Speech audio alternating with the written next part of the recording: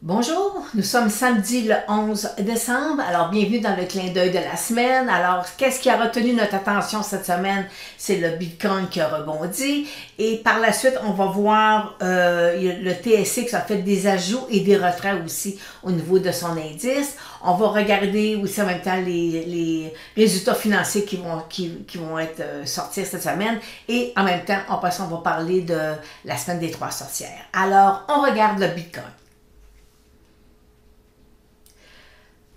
Samedi dernier, le Bitcoin avait cassé, il avait descendu jusqu'à 42 000 et lundi, le Bitcoin a remonté. Lundi et mardi, il a retouché 52 000. Par contre, c'est insuffisant, selon moi, pour permettre au Bitcoin de pouvoir repartir à la hausse parce que présentement, tant et aussi longtemps qu'il va être sous sa moyenne mobile 200 jours, la ligne rouge, à ce moment-là, c'est dangereux. Alors, on pourrait, le 40-42 000, là, ça pourrait être un point technique qui pourrait venir toucher. Et si jamais, parce que là, j'ai un croisement de mes moyennes 8,34, mais si jamais mes deux moyennes mobiles descendre sous la 200, à ce moment-là, on peut s'attendre à peut-être que le Bitcoin pourrait redescendre là, sur son plancher autour de 30 000. Là, mais pour l'instant, on va le laisser travailler et la semaine prochaine, je vous ferai la technique point and figure avec le Bitcoin pour vous dire jusqu'où là, il pourrait descendre d'ici les prochains mois. Alors, fait que c'est ça. Alors, on va aller voir maintenant qu'est-ce que le TSX nous a donné cette semaine. La semaine dernière, le TSX nous a annoncé qu'il faisait des modifications à l'intérieur de son indice. Alors moi, sur le titre d'Analystech, je suis allée mettre dans la section pour pourri, je suis allée mettre la liste. Alors, fait que si vous voulez aller la revoir, là, c'est gratuit sur Analystech. Alors, ce que le gros changement qu'on a vu, c'est qu'il y a eu beaucoup de titres d'énergie qui ont été ajoutés. Et vous savez qu'à long terme, je suis haussière sur l'énergie. Mais présentement, c'est un peu plus difficile. On est dans une espèce de repli qui est normal. Là. Mais à long terme, l'énergie, selon moi, devrait bien faire. Mais la plus grande surprise, ça a été l'ajout du titre de Lion dans l'indice. Et ça, pour moi, ça a été, ça devient un point positif parce que moi, je trouvais que la lacune dans le titre de Lion, c'était au niveau institutionnel. Il manquait un peu d'institution pour être capable de bien le maintenir parce que l'institution, quand ils embarquent dans un titre, ils vont à long terme. Alors, fait que là, étant donné que Lion est dans le TSX, alors les gens qui copient l'institutionnel, les fonds mutuels ou qui veulent avoir une représentation du TSX, à ce moment-là, ils vont être obligés de prendre le titre de Lion. Alors forcément, on va voir l'institutionnel qui va augmenter dans le titre. C'est bon pour lui. Mais techniquement, c'est pas encore un achat et je vous l'ai présenté à plusieurs reprises déjà c'est juste du technique. Je vais vous montrer encore un petit peu le graphique là. Alors, fait que faut être patient avec ce titre-là. Alors, et il a enlevé aussi Organigramme, un petit titre de cannabis qui a été enlevé. Alors, fait que ça va créer des mouvements là, sur les titres pétroliers. Forcément, on va voir que l'engouement va se poursuivre. Là. Fait que c'est des titres qui devraient être intéressants pour les prochains mois. Examinons maintenant les compagnies américaines qui vont donner leurs résultats cette semaine. Alors, FedEx. FedEx, ça c'est jeudi prochain, après la fermeture des marchés, puis on a Adobe avant l'ouverture des marchés jeudi. Alors ça, c'est vraiment deux compagnies là, qui sont quand même importantes là, dans le marché américain. Et on a aussi XO qui est sur le marché canadien, qui est aussi sur le marché américain, qui vont nous donner, présenter les résultats mardi avant l'ouverture des marchés. Alors ça, il y a beaucoup de petits traders là, dans ce petit type de cannabis. Alors, fait que ça va être à surveiller mardi prochain. Et ce qu'il faut retenir cette semaine, c'est la semaine des trois sorcières. C'est vendredi le 17 décembre. Alors, on appelle ça les trois sorcières parce que on a autant les options sur contrat à terme, les obligations, ou fait, tout ça termine. C'est vraiment, ça arrive 4 fois par année. Alors, fait que ça l'emmène beaucoup de volatilité. C'est une semaine qui va avoir énormément de volatilité. Vendredi prochain, ça va être énorme. Il y a des titres, on va avoir énormément de volume. Généralement, la semaine des options, c'est une semaine qui est positive. Sauf que, là, 3 ans, ça a été le contraire, ça a été très négatif. Alors, fait qu'il faut quand même être prudent aussi, là. Vous savez, on est dans des sommets de marché. Alors, fait que ça vient juste compléter que présentement, on est dans de la volatilité et ça devrait être accentué encore cette semaine. Alors, fait qu'on va aller voir maintenant qu'est-ce que les indices ou les secteurs nous disent présentement, un peu sur le marché canadien et sur le marché américain. Alors, débutons par le S&P 500. On voit que ça va super bien. Là. On a notre moyenne mobile de 200 jours aller haussière et présentement, si jamais il percède, on est dans un petit couloir latéral, si jamais il percède, à ce moment-là, on aurait un nouveau sommet sur l'indice du S&P 500. Dans les indices qu'on a présentement, c'est le Nasdaq qui est peut-être un peu plus volatile. On voit qu'il y a eu une correction et il revient à la hausse. J'ai toujours une moyenne mobile quand même qui est haussière, mais on voit qu'il est plus fragile. Alors, voyez-vous, là, j'ai ici une ligne de tendance haussière. Alors, c'est plus... ça bouge un peu plus sur le Nasdaq. Puis tout à l'heure, on va aller voir les titres dans le portefeuille de M. Buffett et aussi dans les GAFA, là, et on va voir l'importance de Apple dans tous ces titres-là, parce que le Nasdaq, si on prend le Nasdaq 100, le QQQ, là, Apple est dominant avec 11% du QQQ. Alors, fait que vous, c'est un titre qu'il faut surveiller de très près. Le Russell 2000, voyez-vous, c'est 2000 petites capitalisations. Alors, là, il est toujours dans un couloir latéral. Il est bien assis sur sa moyenne mobile de 200 jours. Alors, il faut le surveiller. Si jamais il cassait à ce moment-là, ça veut nous dire que le marché américain est un peu plus fragile. Vous savez que généralement, le Russell 2000, c'est un indice qui, à long terme, va battre les grosses capitalisations. Alors, c'est très, très, très suivi par l'institutionnel. Vous avez à l'écran le portefeuille de M. les 10 plus gros titres du portefeuille de M. Buffett. Et si on y va par pondération, voyez-vous, le titre de Apple, on dit, oh, les beaux yeux, on va aller les enlever. On a le titre de Apple qui est à 46, qui tient 46% du portefeuille. Alors, vous comprenez que le titre d'Apple est extrêmement important dans plusieurs indices et il faut le surveiller. Et on va voir tout à l'heure, quand c'est juste du technique, on va aller voir le titre on va aller voir techniquement les 5 plus gros titres là, dans le portefeuille de M. Buffett. Et nous avons, après ça, on va aller voir les GAFA. Alors, les titres... c'est Apple, c'est Alphabet, c'est Netflix, Facebook, Amazon. C'est les 5 titres de technologie là, Internet là, qui prennent, qu'il faut surveiller. Et voyez-vous, c'est le titre d'Apple qui est le plus dominant là, de tous. Et vous savez, au niveau de capitalisation boursière, Apple bat tout le monde, c'est lui qui est en avant. Là. Alors, il a détrôné, il y a peut-être 2-3 semaines, Microsoft. Et c'est un titre c'est un beau titre, là. C'est un titre, ils font de l'argent, c'est super beau, mais à 46% dans le portefeuille de M. Buffett, faut surveiller le jour où il va vouloir délester un peu d'Apple, là, ça va affecter là, techniquement le titre de Apple.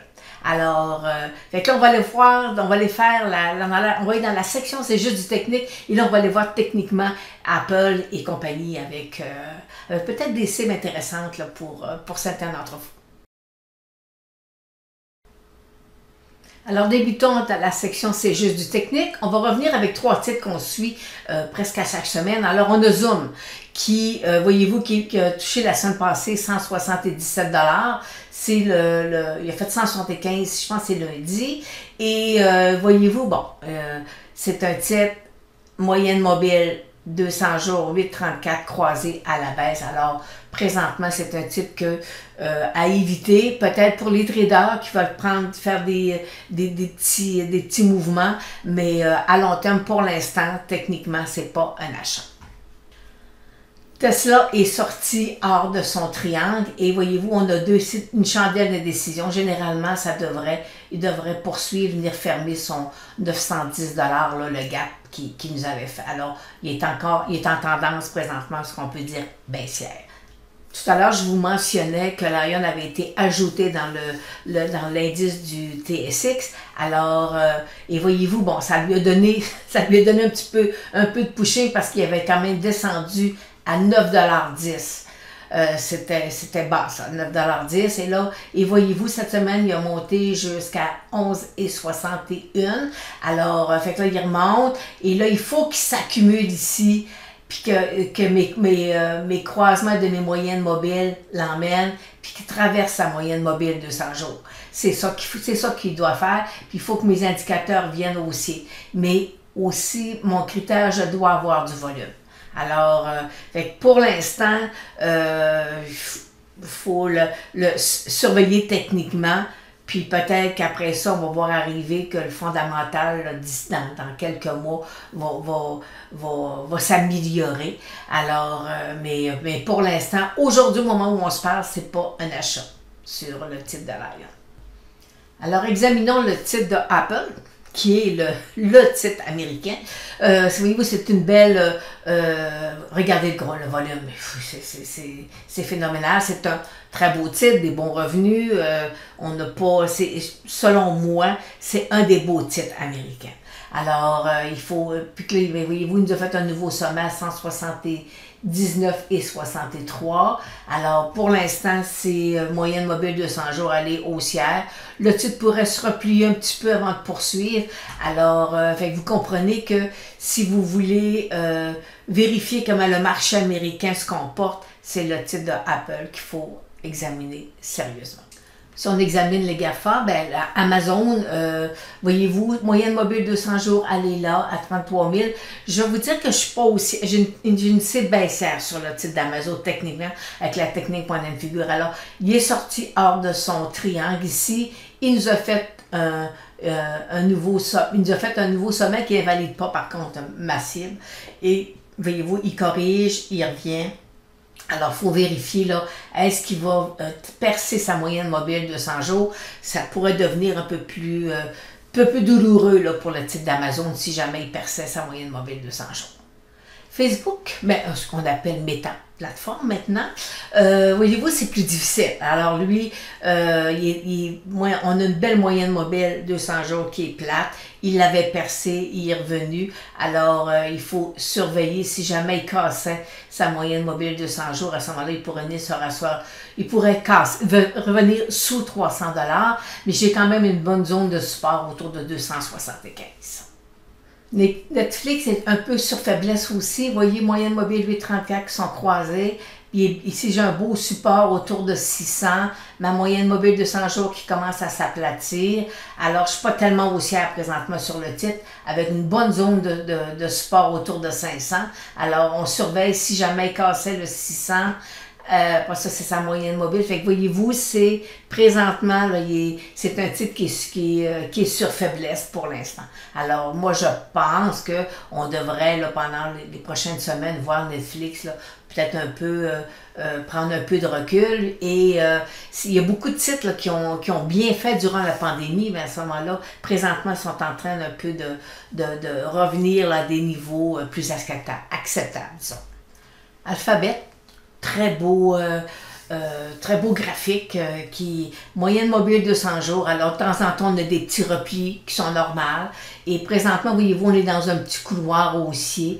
Alors, fait qu'on peut s'attendre peut-être à voir des petits replis, mais pour l'instant, il n'y a rien de dramatique là, sur le titre de Alphabet. Maintenant, examinons quelques titres dans le portefeuille de M. Buffett. Alors, il y a le titre de Bank of America. Et voyez-vous, regardez, on a une belle ligne de tendance haussière, 1, 2, 3, le 4e point, présentement, qui est en train de venir toucher, avec un support ici. Alors, moi, là, le support autour de 44 sur le titre est important.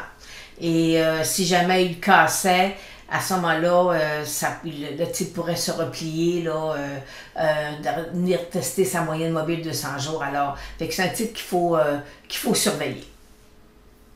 Impossible de parler de M. Buffett sans mentionner le titre de Coca-Cola. C'est dans son portefeuille, c'est un titre qui détient depuis des années et je pense que sa valeur au livre là, est autour de 3-4 $, je pense, sur le titre. Alors, il l'a depuis longtemps.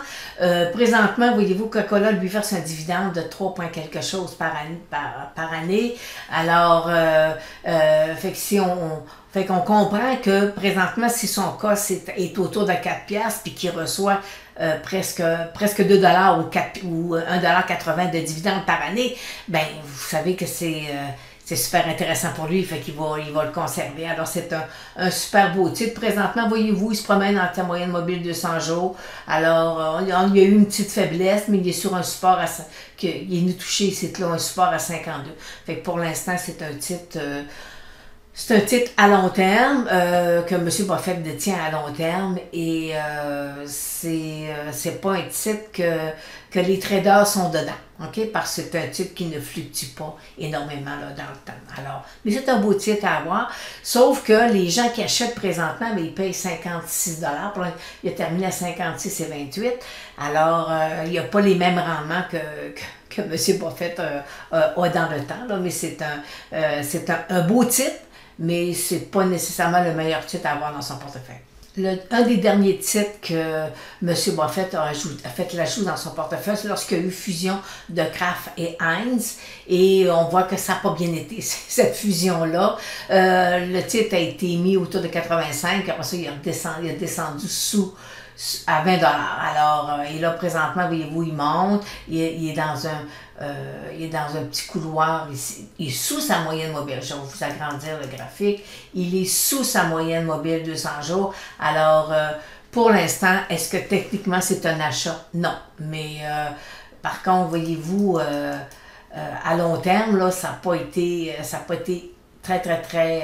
pas été agréable pour cette fusion-là. Je me souviens, après la fusion, ça a été difficile parce qu'il y avait un modèle... De mémoire, c'est qu'il y avait un modèle d'affaires qui avait toujours bien fonctionné. OK? Fait que, puis ils se versent aussi quand même un bon dividende. Alors, ça a été très, très, très difficile pour le titre de Heinz. Alors, fait que des fois, un modèle d'affaires fait bien pour un titre comme Coca-Cola, OK? Parce que, mais sur d'autres titres, ça ne fonctionne pas du tout. Alors, fait que pour l'instant, voyez-vous, si j'allais tirer une autre ligne ici, là, je suis sur un support qui est autour de quoi? 33 $ à peu près. Alors, il ne faudrait surtout pas que le titre de Heinz casse le 33 $ parce on risquerait de le revoir là, sous les 30, peut-être même 25 $. Alors, fait que des fois, vous, c'est des beaux portefeuilles, c'est des beaux titres que les gestionnaires à long terme possèdent, mais parfois, pour un petit investisseur, des fois, c'est parfois un petit peu plus difficile. Alors, c'est sur ça que se termine cette semaine notre clin d'œil de la semaine. Et alors, on se revoit samedi prochain.